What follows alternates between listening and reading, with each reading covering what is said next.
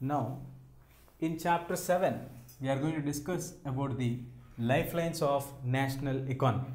The lifelines of national economy means the most important organs for our national economy.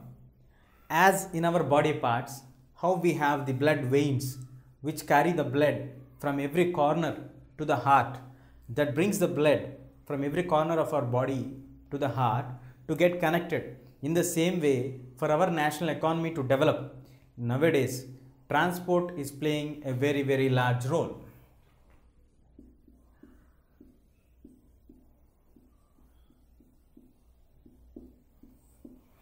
Transport, if you remember about transport, prior to the 18th century, before the discovery of science and invention or modern technology, earlier we used to restrain ourselves to few villages, few regions, because that time traveling was a very difficult task.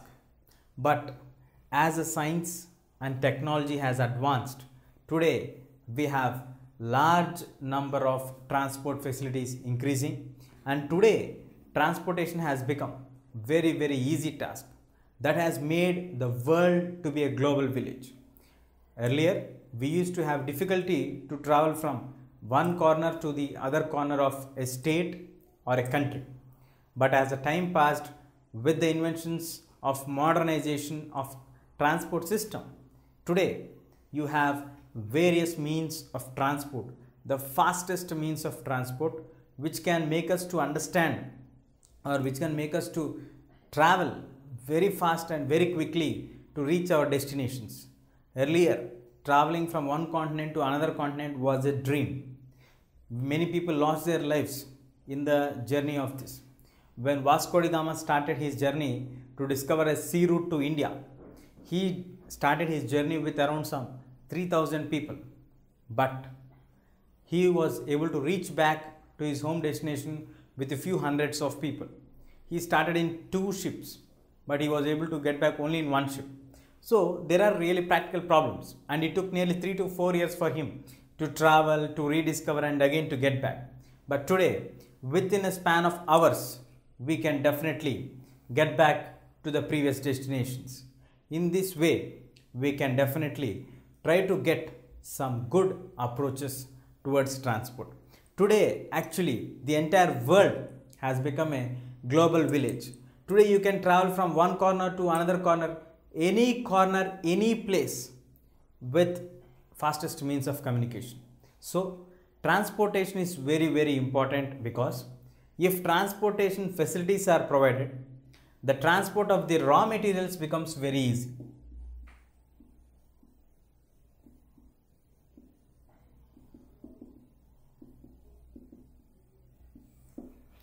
Once the transportation is provided, the transportation gets the raw materials transferring from one place to another place very easy. Yes, people transportation also is very important, but at the same time, when it comes to the raw material transport, raw material getting transported from one region to another region is a very vital important aspect of the modern day, because without the raw material getting transported, any industry cannot develop. Without having industries, any country cannot develop. So in order to see the development of a nation, you need to have more number of factories, more number of industries, for which a very good transport network is highly important. So if you have the transport, well, the raw material transportation becomes easy, which gives a boom for industries or factories. So once the industries and the factories are getting its boom, and finally it reaches to its destination, then the country will automatically come into the lines of progress. Once a large number of industries, large number of factories are established in the country with good transport system, it automatically provides employment for the people. This brings the employment opportunities.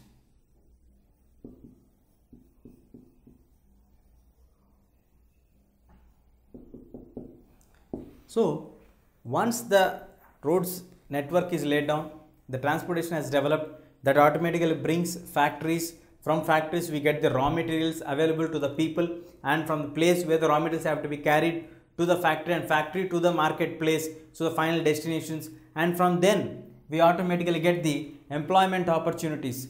Once the employment opportunities are generated for the people to work, instead of getting dependent on the regular basic occupations like agriculture, people get transformed from the basic structure of occupations to the secondary category of occupations where industries and factories are coming in that category. Then automatically the standard of living of the people becomes stable and higher than the previous levels. And it also gets another type of employment called transport services.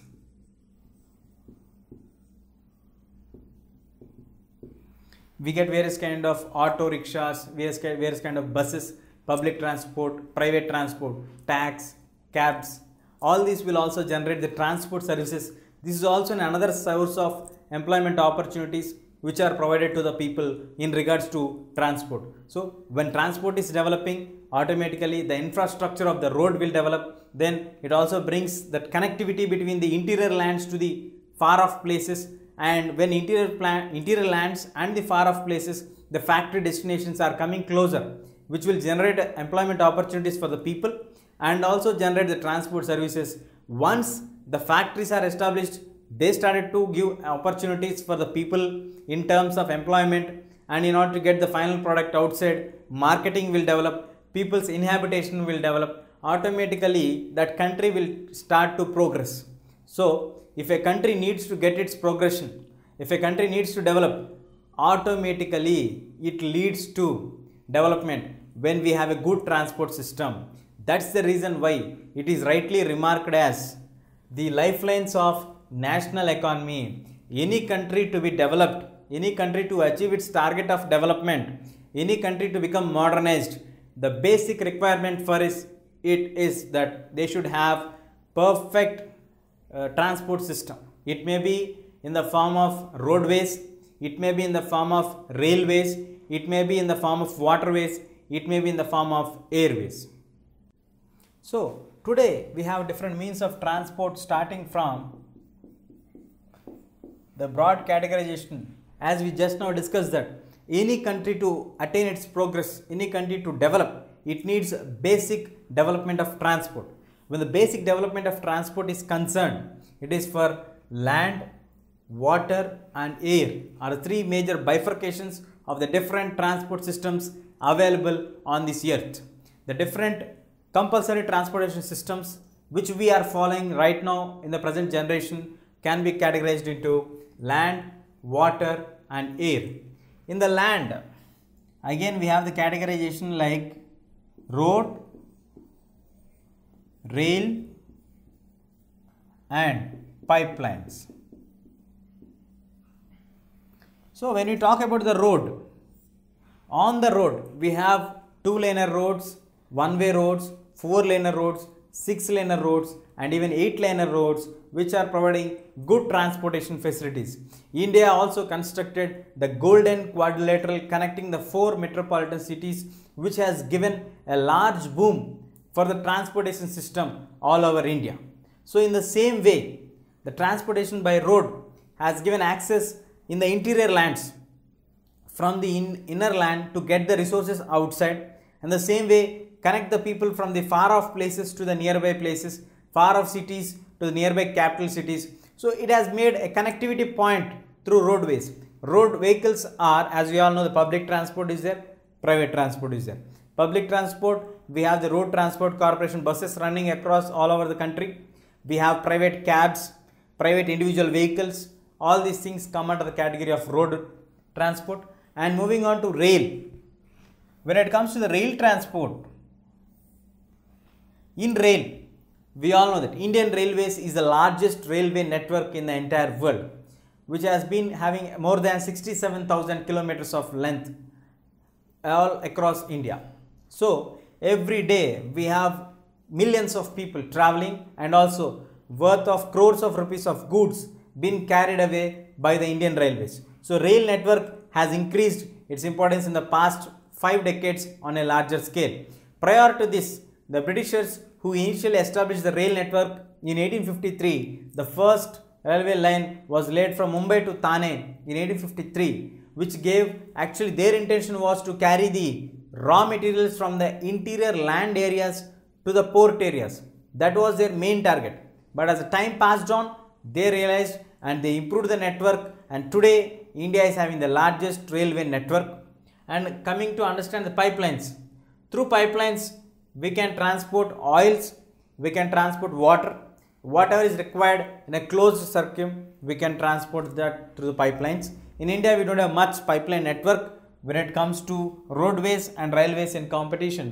Railways and roadways are dominant on the land transport system for India.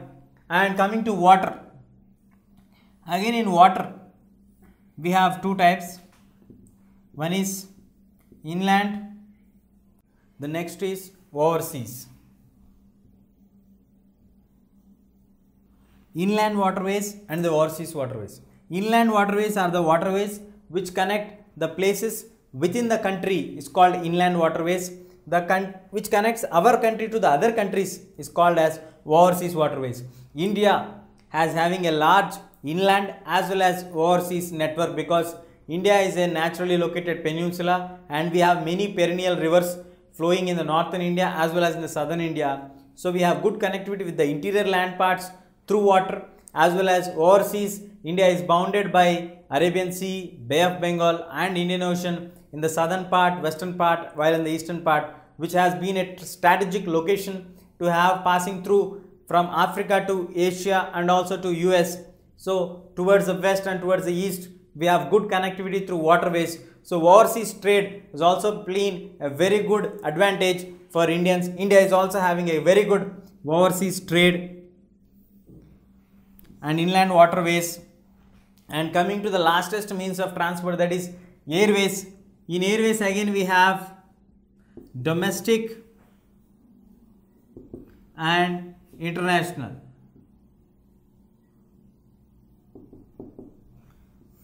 Domestic means from the capital city to the other state's capital, from the national capital region to the other state's capital, from the other cities connecting flights to the national capital is called domestic network or domestic flights. When it comes to the international, in the international we have connectivity from our national capital and the metropolitan cities to the other nations' capitals and the other important cities. From one country to another country is called international flight. So we have domestic flights as well as international flights. In domestic flights we have nearly 20 to 25 domestic airplanes, aerodromes, while international aerodromes we have nearly 6 international aerodromes. Even in Hyderabad we have an international aerodrome which is having a wide connectivity of transport, and that is the fastest means of transport of the modern days. Again in this we have the public as well as the private airliners carrying the passengers from one region to another region. So in this way India is having a large diversity of transport. Though India is having large diversity of physical divisions, large diversity in language, large diversity in culture, but still India has been playing a dominant role on the overall scenario what's happening, and this proves to be a very good when it comes to the transportation system of India. India is having a good road transport, rail transport, water overseas transport and domestic and international transport, covering India to be a very good place of transportation connectivity, which is a basic requirement for any country to develop its industries and to make the things to travel, especially the raw materials from one corner to another corner, because that is a basic thing for the factories to develop. As I mentioned earlier, factories will develop only when we have a good transport system. Once the factories develop, automatically that starts to provide employment opportunities for its people, those who are staying around. Once people start to get employment in the factories, then they started to change up their standard of living, because they are moving from the primary occupations to the secondary occupations, which adds up for their life, and their standard of living would automatically go up. So these are the basic transportation requirements of a country, and very important role it plays. That is the reason why it is rightly named as the lifelines of any country's national economy. Now let us know about the road transport system. In the transport, we already divided that the most important one is road transport.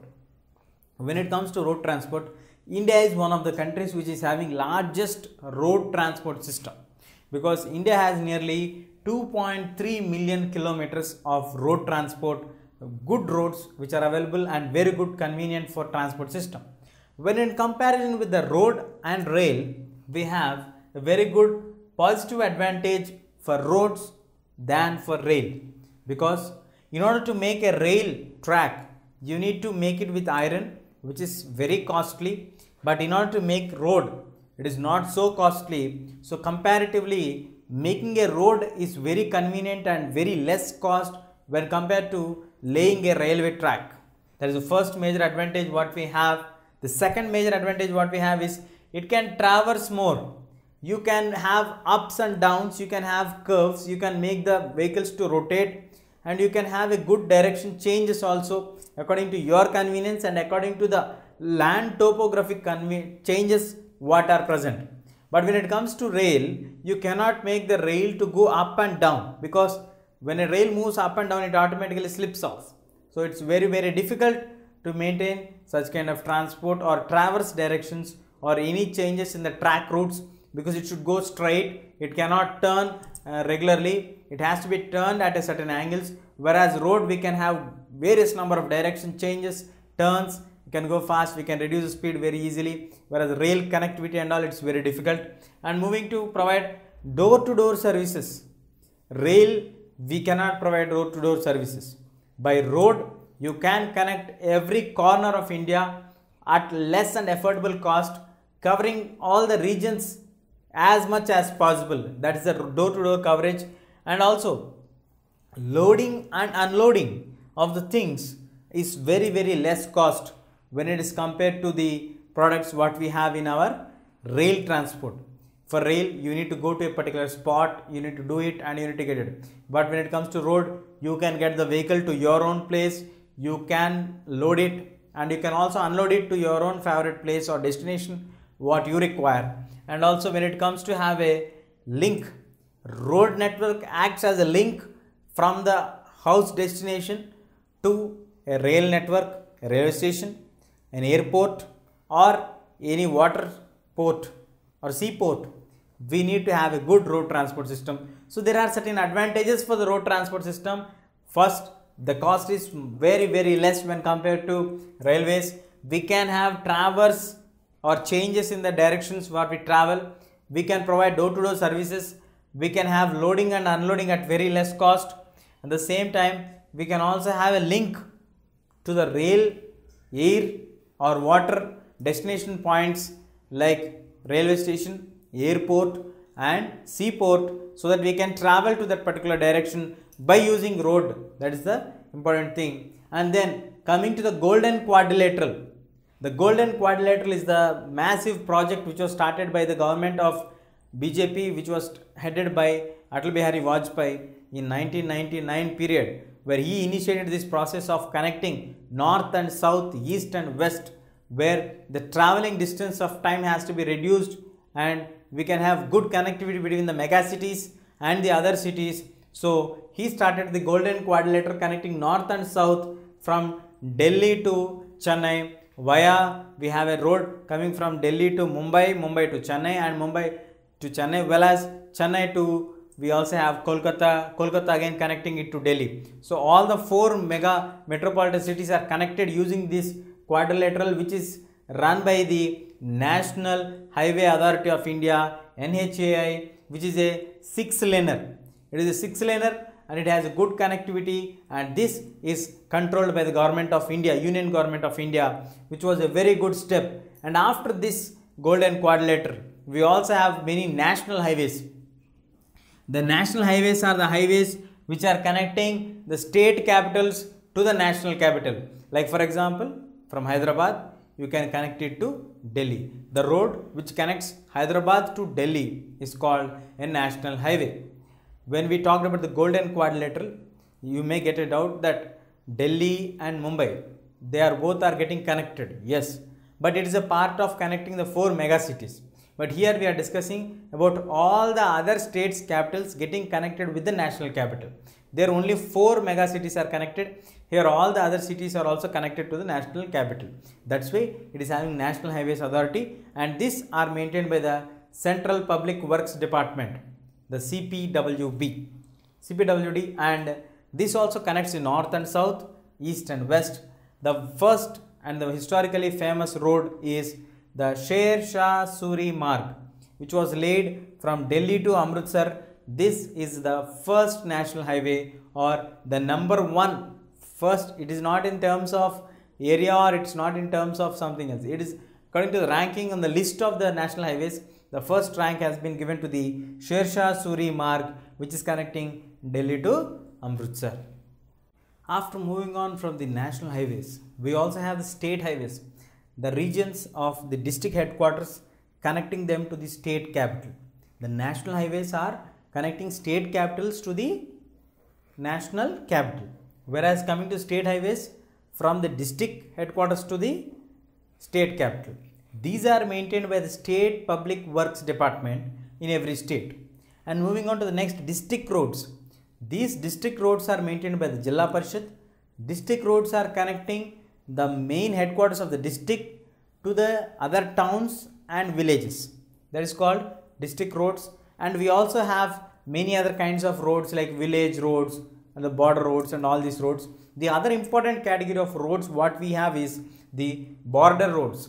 The border roads are maintained by the Border Road Development Organization of Government of India, which was started in 1960, and we have this in the north and the northeastern states, where the frontiers of India are been having border roads, which has been a very complicated issue in the past 20 years, because we need to have a good clear demarcation of the road and the border issues also.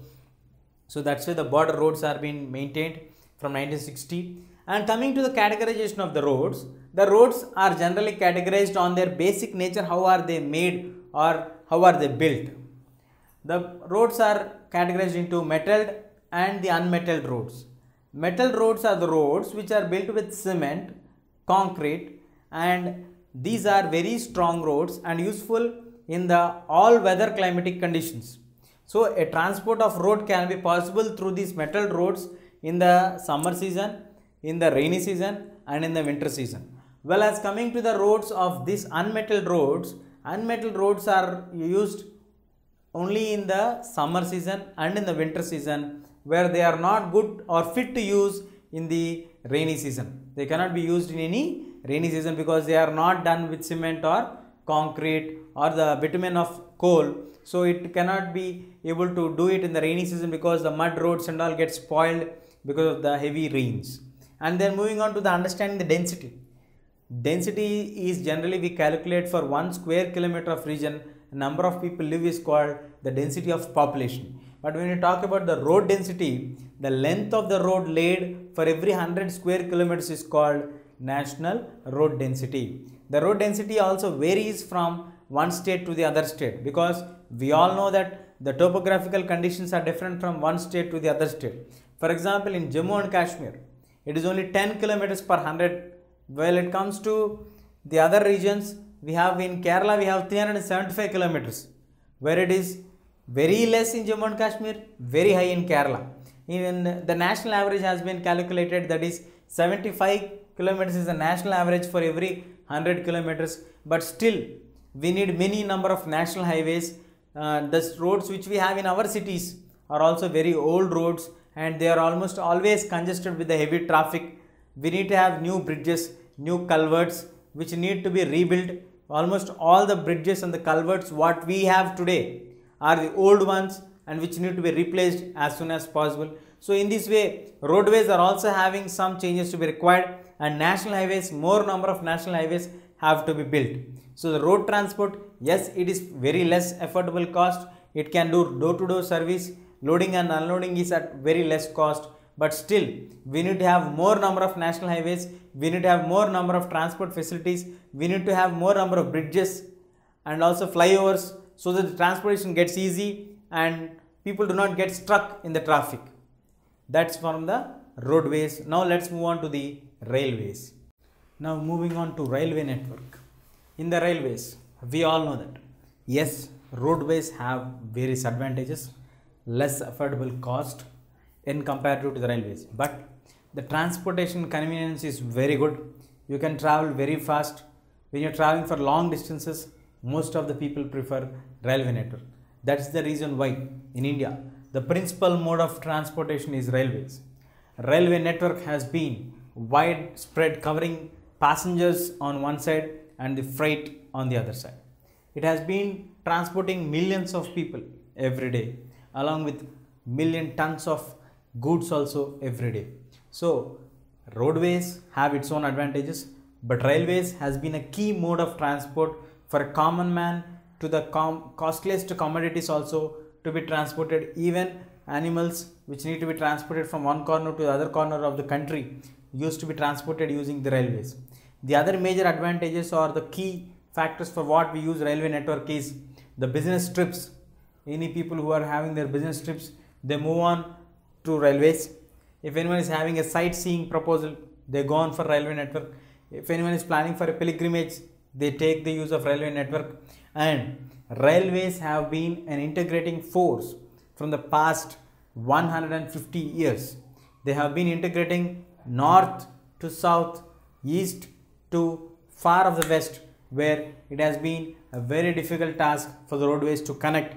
Yes, there are some practical difficulties, but still Indian railways are making a remarkable role in order to gather all the Indians, in order to make possible for all the people to travel from one region to another region as comfortable as possible. And moving on to understand the statistics of the Indian railways. Indian railways are having nearly 7,031 stations. Out of the 7,031 stations, they have a length of the route covered for 63,221 kilometers. And then moving on to the number of locomotives what the Indian Railways own. There are 7,817 locomotives, and among those 7,817 locomotives, we have passengers 5,321 passenger services locomotives and 4,904 coaches which are used for other services, and we also have 170 wagons which is providing transportation of the goods from one corner to another corner. And this is as per the statistics of the data available for us on March 31st, 2004 in the railway budget. But today it's a decade ago and now we are a decade ahead. So the number might have been changed, but still it shows for us how significant and how long and how important they are giving for the people and the public transport as well as for the goods transport. And now the Indian railways are being categorized into 16 zones, whereas there are again certain issues for Indian railways to develop, that is the physiographic problems. When it is located in a hilly region, it is very difficult to lay a railway track there. When it comes to the economic issues, it has been a very costly affair to lay a railway track for 100 kilometers. You need to have the entire length of the track to be built with the iron and steel blendings and all, which is very costly. And administrative convenience, again we have the administrative issues coming under the category of state issues as well as the national borders. And then we also have a large number of rivers in the north and the northeastern India, which are being a serious obstacle because you need to build more number of bridges to have fill the gap, otherwise you cannot have the railway network there. That has been a serious obstacle there. Hilly terrain regions, when the hill slopes and terrain regions are coming, it has been not possible to rail the railway tracks there. Sandy plains, the sandy plains of Rajasthan, the sandy plains of Gujarat, it has been a difficult task to lay the sandy tracks on the sand plains. And then mountain regions, nearby to the mountain regions or far of the mountain regions also we find difficult because the mountain regions effects are putting it difficult. That too in the western coast, when we have the Sahyadri mountain ranges, it has been a very difficult task and it has been a very, very complicated task to complete the Konkan coast, the Konkan zone of railway zone which has been laid. And then the issue of difficulty of connecting people from the west to the upper to the lower part of the west, I mean like north to the northwest and southwest, it has been a very difficult task. Later they were able to lay it down and it has made the transport very easy for the people available there. And then we also have the landslides happening when the land is weak and slides happen that make the tracks to sink down. That is another major difficult task. And the major other issues, though railways has been successful to a very large extent, even today many people travel in the railways without tickets, which has been a huge loss economically for the Indian railways. And we also have thefts and damaging the Indian railway property, where people do not feel that it is their property. We feel that it is somebody else's property and they start to damage that one. And we also have a bad habit of pulling the chain of the railway net train which is running to stop that one, and they get down wherever they need. These are some of the issues which has to be ascertained and taken seriously, and we need to inculcate the habit that government property is nothing but public property, which means our own property. We are not doing anything benefit for other people by safeguarding our public property. This kind of attitude and culture has to be developed, and Indian railways has been a major transport system for all the Indians from north to south and east to west, with various number of locomotives with integrating force. It is acting like a bonding force between various people, and we have the freights, passengers all using the railway network. We have also have various issues like people traveling without ticket, theft and damaging. Security issues are also coming up nowadays in the trains, and we also have the habit of people pulling the chains and stopping the trains wherever they want. These all have to be questioned seriously, and we need to inculcate a good system of culture so that we can have safe and also earn profits for Indian railways. Now moving on to understand about the pipelines. Pipelines in India, prior to this, they were used to transport water to the cities. Afterwards, the technology has developed, and now we are using to transport crude oil using the pipelines, then natural gas, and now we also can transport the solid materials, making them slurry and using the pipelines. The negative effects are like, initially when you start a pipeline, it is basically very costly. So initial investment to make a pipeline is really very costly, but later on, afterwards, you can transport any item at very less cost without any loss, and the maintenance would be minimal. These are the positive edges of pipelines. Pipelines were initially used to transport water in the cities, but later, with the growth of technology and advancements, we are now using to transport crude oils and natural gas, and now solids, slurry. When you make the solids to be slurry, automatically you can make them to transport through the pipeline. So we can also transport water, we can transport oil, we can transport gas, we can transport the solids by making them slurry items. And then the investment maybe initially to make a pipeline was costly, but later the loss would be very less, the delay would be very less, because we do not have any traffic issues there, you do not have any vehicle delays, you do not have anybody not present to take all these things, but directly you can transport any material like water, petrol, gas, natural gas, or the usable solids also, making them slurry and transport them. And in India we have nearly 3 important networks of pipelines in India. One is from Assam to Kanpur, where you transport the petroleum crude oil. Then Salia to Punjab, we transport again the petroleum crude oil. And now we also have gas, Hazaria to Jagdishpur. The Hazaria to Jagdishpur is a pipeline which is transporting gas through this.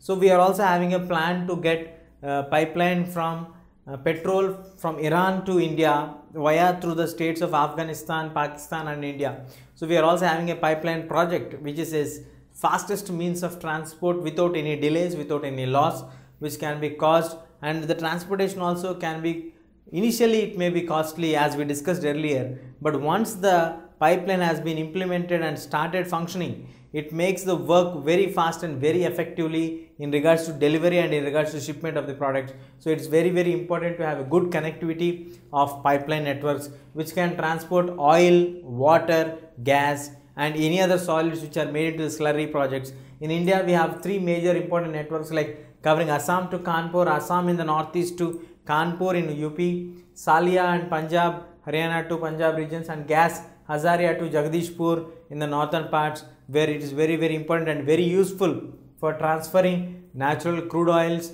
and also the natural gas. Now, let us learn about the waterways. The waterways, we all know that mankind, especially India, is a land where Indian seamen have traveled from one corner to other corner of India using the waterways, especially from the west coast to the entire end of the east coast, where we have a long stretch of long waterway boundary where India is having sharing with Arabian Sea, Indian Ocean and the Bay of Bengal. The wave back from the ancient period onwards, Indian seamen have moved and spread the Indian culture and Indian trade in the nearby places and also to far off places in the west. We have historical inscriptions revealing for us that India had relations with the Babylon in the past, in the ancient history. So, it is not a new means of transport for the Indians. Most of the trade has been done by the waterways in the ancient period as well as in the modern period. Waterways are the most efficient and environmental friendly when it comes to comparison with the airways or the other means of transport. And moving on to understand why waterways plays a vital role in any country's economy is that it is the cheapest means of transport available for us in the entire world. We also have fuel efficient and also environmental friendly, that is a special attitude. And in India we have nearly 14,500 kilometers of length and 3,700 kilometers of this 14,500 is navigable for the mechanized boats, where we can use transport for us in a very convenient way. In the entire India we have many ways where we have the water connectivity on a larger scale, and so we have categorized them into national waterways. In India we have many national waterways. Most important among them is the national waterway number 1, which is from Allahabad to Haldia. Then Allahabad to Haldia is over the river Ganga, and the next second national waterway is from Sadia to Dhubri, that is from Brahmaputra in the second national waterway, and the third one is the west coast of Kerala to Kaman, that is the third waterway. Well, we also have Krishna, Godavari, Buckingham Canal, Damodar Valley Corporation Canal. All these are the important national waterways in India which play a very vital role in the Indian trade. The river valleys of 95% of the Indian trade has been carried through the different waterways what we have, and it is also a very environmental friendly, low efficient cost of transport. You can transport bulk amount of goods using the waterway, which is the cheapest means of transport from the ancient period to the modern period. Today we have huge number of vessels coming up which can carry the crude oil in larger scale, which can carry the large goods which are very heavy goods that can be transported from the one corner to the other corner of the world at very less affordable cost is the waterways. So in any country's development, waterways play a very vital role, because using the waterways you can have a good trade relations with one country to the other country, wherein the huge transport has been carried out by using the waterways. These waterways are again categorized into major seaports and the minor seaports. Let's find out them. As we have the different major and the minor seaports, now let us know about the major seaports. In India, in the entire stretch of India, we have 7,516.6 kilometers of the entire land having the coastal belt. So starting from Gujarat till the Bay of Bengal region, ending with Bangladesh border, West Bengal, where we are having a length of 7,516.6 kilometers. In this we have 12 major ports and 181 medium and minor ports. These 12 major ports are playing a very important role in India's trade with the other countries, especially in regards to exports and imports. In India, we have 95% of the India's foreign trade is being carried by these 12 major seaports. These 12 major seaports are carrying the entire India's maximum amount of trade, which is foreign trade. And in the wake of Karachi, when India and Pakistan got bifurcated and divided, we lost Karachi to Pakistan. So immediately we need to have an alternative to compensate the transports when it comes to Rajasthan, Punjab and the Gujarat region. So we developed the Kandla in Kachach to have a port on the western coast, and then this is also a special significance for the Kandla port is that it is a tidal port wherein it moves out with the heavy energy. We also get heavy energy, so it provides good transport for the vessels to come in, and loading and the unloading work gets easier for us. And then moving on to understand the largest port in India. The largest port in India is a Mumbai port.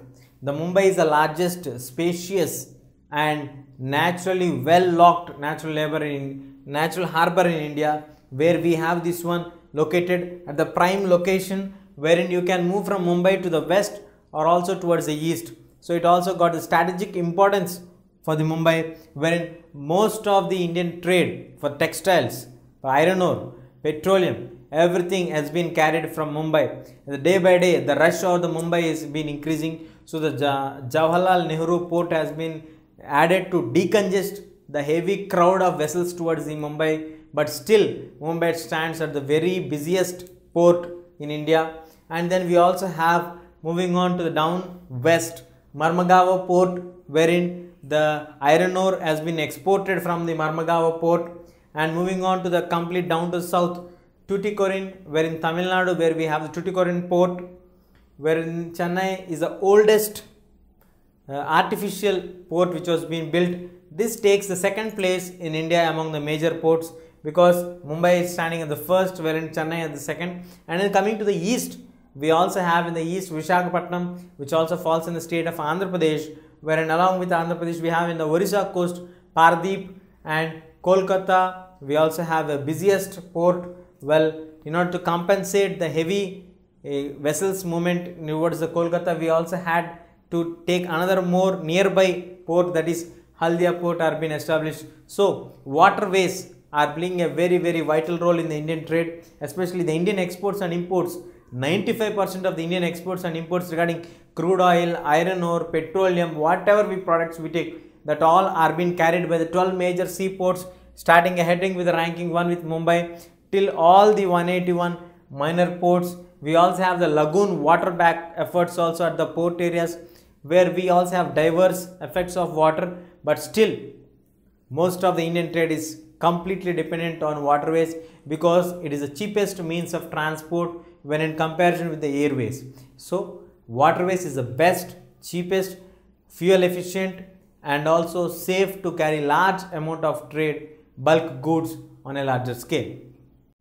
Now moving on to understand about the most fastest means of transport, that is airways. Airways has been the most fastest means of transport. We have discussed about the roadways, we have discussed about the waterways, but the most fastest, most comfortable and most quick and easily accessible one is airways. Why I mentioned it as the most fastest and more comfortable is airways is the only way where you don't find any traffic. You can fly in the air and you can reach the destination even if it is of thousands of kilometers away. Also within a span of hours of time you can reach to your destinations with a safe location.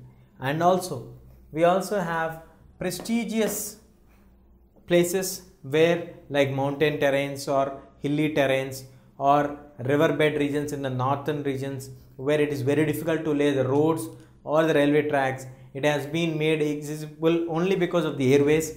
And we also have the regions like mountains, deserts, dense forest, which have been a part and parcel of India's diverse culture. So in order to get access of all these things, we feel it very comfortable usage of the airways, especially when it comes to the northeastern parts. The northeastern parts got access to the common people to the other parts of the world, especially to the India only when it comes to the middle central India or North India or the other corners of India. It has made a special provision to those people to travel through air at the affordable cost, because you cannot lay a road where you have many hilly track regions, and we also have dense forests, and we have Brahmaputra river flowing and continuously having floods. So railway tracks cannot be laid, road cannot be built. So all these practical problems are there, and these Air India has been nationalized in 1953, wherein Air India provides services from India to the other nations internationally. We also have subsidiary airlines of Indian Airlines, which provides domestic airlines for the local needs, and we also have Pawan Hans helicopters, which provide the network for the ONGC people to do their offshore assessments of getting the oil products outside. But still, the cost of airways is little bit higher when compared to roadways and railways or waterways, because in airways you need to effort more. You go fast, but you need to effort more, and it's only in the northeastern states where a common man can afford to certain extent. Special provisions are made to make it accessible to the common people in the northeastern regions, whereas in the other corners of India we do not find any region where you can make it affordable to common man. It is very far away from the reach of the common man. So airways have to reach to the common man, then only it can be made as the fastest, easier, comfortable, accessible mode of transport at the affordable cost of the common man. If a common man cannot afford this one, definitely it is under the category of the privileged classes people only. So definitely we cannot consider this as a public transport. So we can only call it as a privileged means of transport. So in order to change this privileged means of transport to public transport, government has to take certain steps and bring down the cost of transport which has been incurred from the common people has to be reduced, so that it could be accessible easily to the common people also to use these airways of transport. The word communication itself reveals for us that expressing your feelings, it may be in the form of physical actions, it may be verbal, it may be written. But prior to this, communication also represents communicating from one region to another region. Passing the information from one place to another place is also called communication.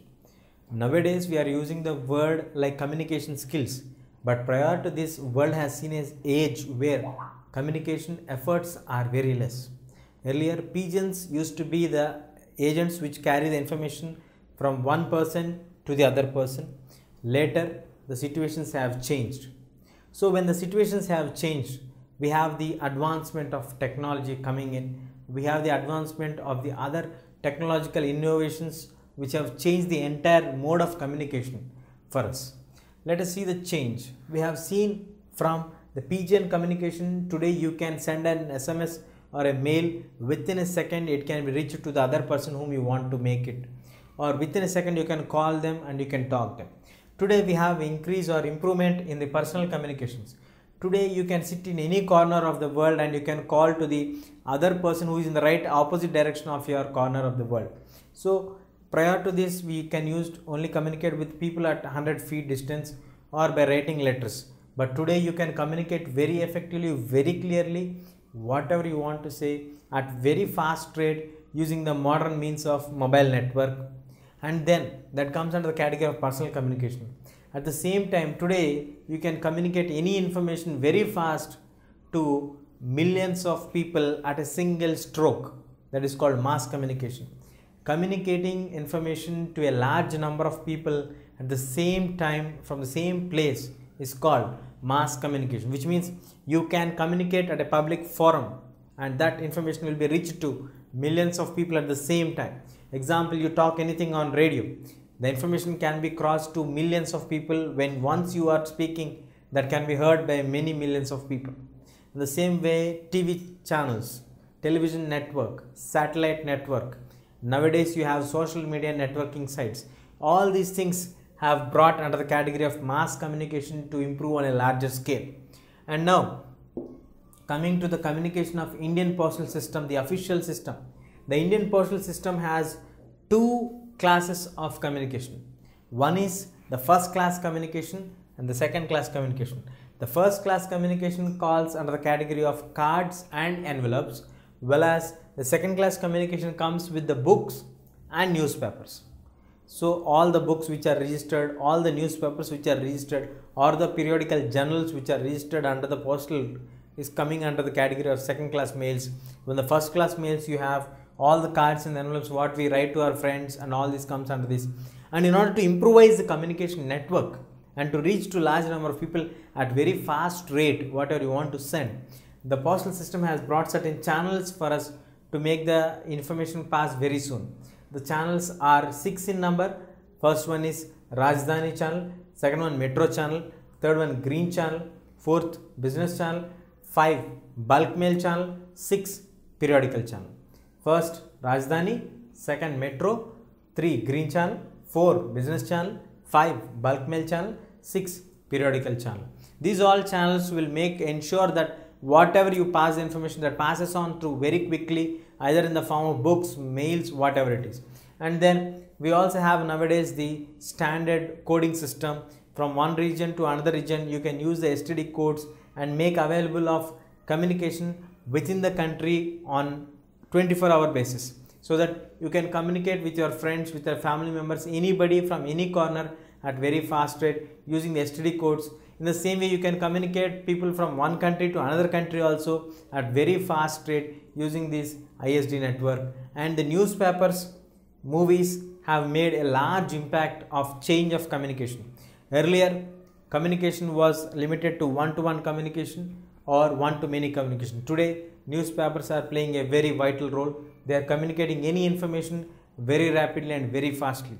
And leaving aside the newspapers and television channels, today we have the most powerful social media is movies.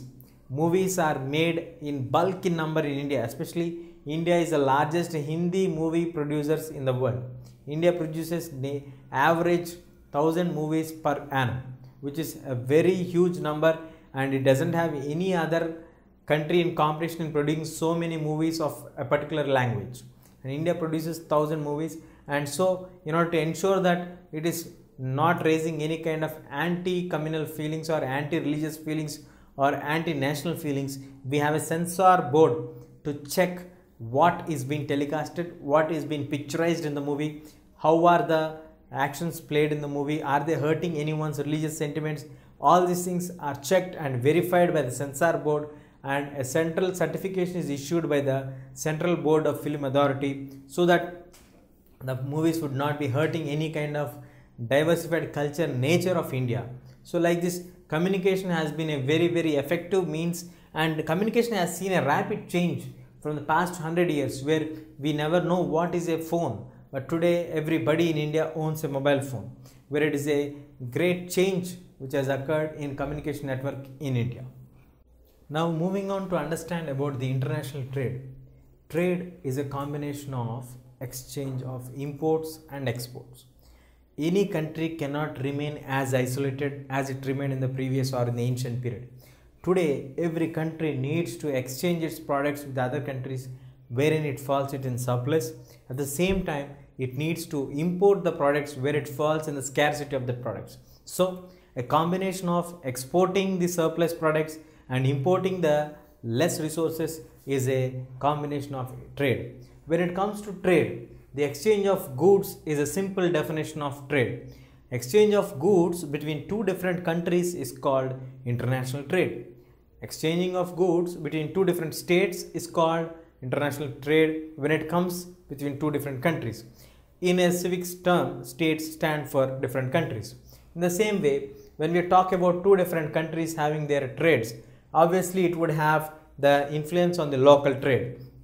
The trade which is happening between a village to another village, a town to another town, a city to another city, a state to another state, and then a nation to another nation. All these are interlinked to have trade relations.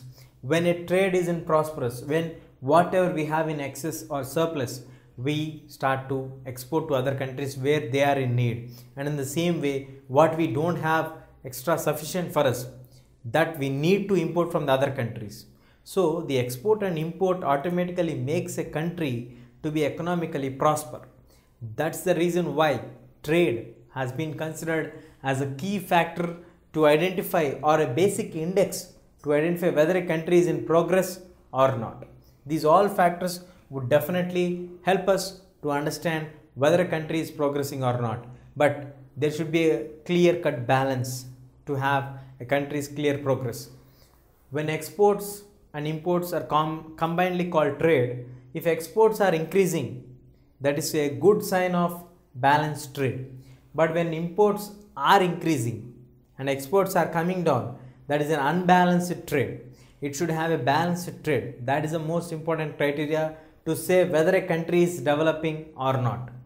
And moving on to India, to understand whether India imports or exports more. India imports most of the petroleum products, pearls, precious stones, inorganic chemicals, coal, and other these products. And India is now turning into a software giant, where India have a huge number of the software professionals. India develops a larger number of applications and serves the entire world. India has been renowned for its software solutions. So now India is not only exporting and importing the products which we get bilaterally, but we are also exporting the technology what we are having, that is the IT. India is also exporting IT, wherein we have the percentages from 39% of the gold and the crude oil, and all these things are being imported from the other countries, whereas we are also exporting 70 to 80% of the information technology in the entire world has been delivered from our country. That is a special privilege what India achieved in a very short span from 20th century starting. In 1990s to 20th century, India turned to be a great giant with providing n number of solutions for the IT professionals. So in this way, international trade is a combination of exchange of goods between two different countries. Trade consists of local trade, state trade, village trade, town to town trade, all together country to country trade. Trade significance is that a country will prosper if there is a positive trade. When do we say it is a positive trade? When the exports are high and the imports are minimum, it is called positive trade. When the exports are low and imports are high, it is called unbalanced or the negative trade. India exports most of its gold, crude oil, pearls, gemstones or precious stones and inorganic chemicals, coal from the other countries. India exports most of its software, IT products and all. So India is at a very good index of trade. So India is a prospering country and economically India is very strong. Moving on to understand about the tourism as a trade. We have discussed that there is a trade import and export. But when it comes to tourism as a trade, in the past 3 decades, the number of people who are paying the visit to our country has been increased on a larger scale. It is 23.5% of the foreign tourists started to pay visit to India, which has been bringing India a currency of nearly 21,828 crores, which is not a less amount. And then 2.6 million people have paid their visits to India in the past years, and 15 million people are directly engaged, employed in the tourism industry, which resulted in providing a larger scale of employment through service sector. And it's also promoting the national integration, because people from various corners move one corner to another corner in order to identify their new places and also to understand what is actually India is. And then it also gives a chance for the international visitors, foreign nationalists, to know about Indian culture and Indian heritage. It gives an international understanding for them. And then the key identified places where large number of tourists pay their visit is Rajasthan, Goa, Jammu and Kashmir, some of the temple towns of South India, well as the northeastern states. Because of the Himalayas, northeastern states are fantastic states. They are also known as seven sister states, but still because of the obstacles of the Himalayas, they are not able to get explored, where they have a large potential of tourism, but still they need to overcome all these hurdles.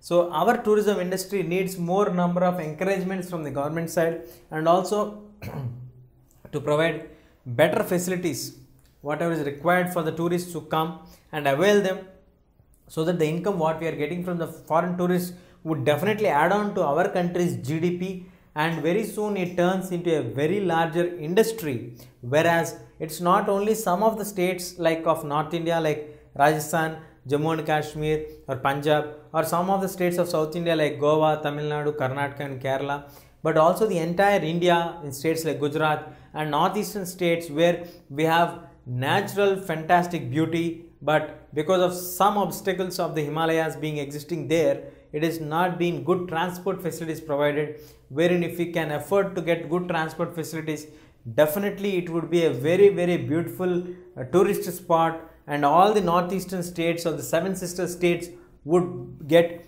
huge income for us from the foreign nationals who are interested to look at those places. So all these things are need to come up, and if we can focus on all these things, we can definitely assure that the tourism industry would definitely have a very bright future, and the most upcoming industry is the tourism industry. So in this unit we have discussed about what is the importance of transport, how the transportation has been categorized into roadways or the landways, waterways, airways. The landways are again recategorized into road, rail, and then we also have the waterways getting transport laid into inland and the overseas, well as air, domestic and the international.